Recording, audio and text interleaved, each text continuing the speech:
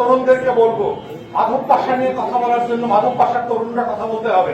মাধব পাশার রাস্তা ঘাট খাল খননের নামে যেই খাল খনন করা হয়েছে, যেই খাল সরকারের আর এক ডিপার্টমেন্ট খনন করে গেছে, সেই খালের পাশে আবার নতুন করে খনন কর্মসূচি, এগুলো বাটপারি না? আর যেই খাল পাশ করলাম খনন করা দরকার, সেই খালের খনন কর্মসূচি বাতিল করে দিচ্ছে। এই যে ইসরাফিল ভাইদের বাড়ির খাল যেটা নিয়ে আমরা কাজ করলাম, এটা তো খনন করা দরকার ছিল, যেটা পাশ করলাম সেটা হয় নাই। আর যেটা খনন করার জন্য অন্য প্রকল্প অলরেডি আছে, এখানে আবার নতুন প্রকল্প। খাল খনন কর্মসূচির নামে সারা দেশে লুটপাটের স্বর্গরাজ্য কায়েম করেছে সরকারি দল।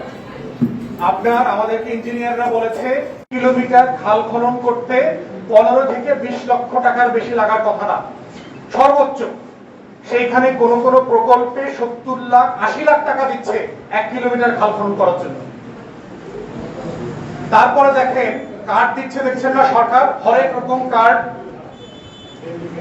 এত কার্ড দিছে। এই কার্ড যে আবার দিতেছে, এইটা করার জন্য সরকার 412 কোটি টাকার একটা প্রকল্প দিছে। সারা দেশে বিলবোর্ড টানাবে, 44,000 বিলবোর্ড টানাবে। মানে বুঝাইতে পারছি? মানে আপনারা আমি 5 টাকা ভিক্ষা দিছি, কিন্তু 5,000 টাকা খরচ করব ওই যে 5 টাকা ভিক্ষা দিছিলাম ওইটা প্রচার করার জন্য। প্রকল্পটা বুঝতে পারছেন? একজন কৃষক কয় টাকা পাবে? 2,500 টাকা।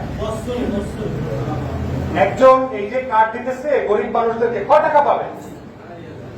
বছর শেষে এই 2,500 টাকা, যারা ইনফ্লেশন বুঝেন, জিনিসপত্রের দাম ওঠানামা করা বোঝেন, এটা কি বছরের শুরুতে যখন 2,500 টাকা থাকে, বছরের শেষে কি 2,500 টাকা থাকবে?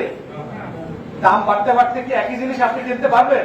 2,500 টাকা 1 বছর আগে যারা কিনতে পারতেন, এখন কি সেটা কিনতে পারবেন? পারবেন।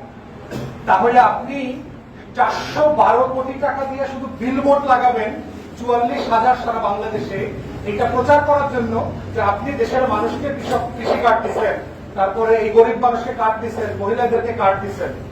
ওইটা না দিয়ে আপনি আরো 1 লক্ষ মানুষকে এই টাকাটা বন্টন করে দেওয়া দরকার ছিল না? এগুলো হচ্ছে লুটপাটের প্রকল্প। কেন? কারণ এই বিলবোর্ড যারা বানাবে কারা? সরকারি দলের লোকরা না? 44,000 বিলবোর্ড বানাবে কে? এটা লাগাবে কে? প্রকল্প না এটা? এই 412 কোটি টাকা দিয়ে সরকারি দলের 100 লোক কোটিপতি হয়ে যাবে, মিনিমাম কোটিপতি হয়ে যাবে না?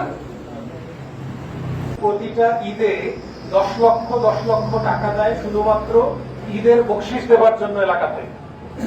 মাধব পাশে আপনারা কেউ পাইছেন? তাহলে সরকার ধরেন এই আসনে 10 লাখ টাকা দিচ্ছে, তো 10 লাখ টাকা দিলে 5 লাখ টাকা তো বাবুগঞ্জে আসছে না? মাধব পাশার কেউ না কেউ তো এটা পাইতে হবে। আপনি 5 লাখ টাকা, আমাদের ইউনিয়ন কয়টা? 6টা না? তাহলে 6 ইউনিয়নে ধরেন প্রায় 1 লাখ টাকা, 70-80 হাজার টাকা করে তো পাওয়ার কথা। তাহলে কেউ না কেউ তো এই বোনাসটা পাবে। 500 টাকা করে হইলেও তো 150 লোক পাওয়ার কথা, 1000 টাকা করে দিলেও তো আপনার 70-80-100 লোক পাওয়ার কথা। তাহলে এই যে ঈদের বোনাসটা দিল সরকার, সেই বোনাসের ইয়েটা কই, টাকাটা কই? আপনাদেরকে এটা জিজ্ঞেস করতে হবে না যে এলাকায় যারা সরকারি দলের রাজনীতি করে যে ভাই আমার ঈদের বোনাসের টাকাটা কই? সরকার আপনাদেরকে ঈদ উপলক্ষে প্রত্যেক এলাকাতে শাড়ি দিছে, লুঙ্গি দিছে, সেগুলো কই? কেউ পাইছেন? শাড়ি টাড়ি পাইছেন কেউ? আপনাদের এলাকা অবশ্য ধনী মানুষ, কারো শাড়ি দরকার নাই, লুঙ্গি টুঙ্গি দরকার নাই। মাধব পাশায় সব কোটিপতি এরকম, আর সবাই প্যান্ট শার্ট পরে, কেউ শাড়ি আর লুঙ্গি পরেই না। এই যে জিনিসগুলো সরকার দিতেছে, ডাল চাল দিতেছে, আপনার প্রত্যেকটা ওয়ার্ডে 700 কেজি করে চাল দিচ্ছে সরকার, প্রত্যেকটা ওয়ার্ডে। তাহলে 10 কেজি করে হলে তো 70টা লোক পাওয়ার কথা না? আপনারা কে চাল পাইছেন? কে কে? সরকারকে 10 কেজি দেওয়ার কথা তো। এখন সরকার কি শুধুমাত্র সরকারি দলের লোকদেরকে দেয় না এটা এলাকাবাসীকে দেয়? যার যেটা দরকার, যিনি অভাবে আছেন, যে খাইতে পারে না, কিন্তু আপনি গুইনা যদি সরকারি দলের লোকদেরকে দেন, তাহলে ওইটা যে চালটা কিনছে, এই চালটা কি শুধু বিএনপির লোকদের টাকায় কিনছে না সারা দেশের মানুষের টাকায় কিনছে? তাহলে বিএনপির লোকরা শুধু পাবে কেন সরকারি দল বলে? পাইতে হবে তো গরিব লোক যদি আওয়ামী লীগ করে থাকে 100 তারা তো দিতে হবে, সে তো না খায় আছে। গরিব লোক যদি ভ্যান চালায়, গরিব লোক যদি কৃষিকাজে তার অবস্থা ভালো না, তো এই গরিব মানুষগুলোর জন্য সরকার যে চালের বরাদ্দ দিচ্ছে সেগুলো আমরা দেখতে পাচ্ছি ইনসাফের সাথে কোনো বিধি বন্টন হচ্ছে না। এবং এইটা শুধুমাত্র আপনাদের এই আসনের জন্য না, সারা বাংলাদেশে একই অবস্থা। লুটপাটের স্বর্গরাজ্য চলতেছে।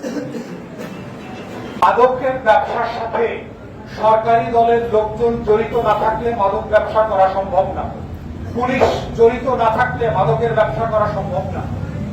যে কোনো মাদকের ব্যবসার জন্য দুইটা লোক লাগবেই, সবসময় সরকারি দল আর হচ্ছে প্রশাসন। এই দুই লোক ছাড়া মাদকের ব্যবসা করা সম্ভব না। তাহলে আপনারা এলাকার ময়মুরব্বীরা যারা আছেন, মাদকটা খাবে কে বলেন? আপনাদের ছেলেমেয়েরা খাবে না? তাহলে আপনার ছেলে মেয়েদেরকে ব্যস্ত রাখার জন্য কম্পিউটার দিলাম, আপনার ছেলে মেয়েদেরকে খেলাধুলা করার জন্য মাঠের সংস্কারের টাকা আনলাম, এই কাজগুলো যদি না হয় আপনার ছেলে মেয়েরা আরো বেশি মাদক খাবে না?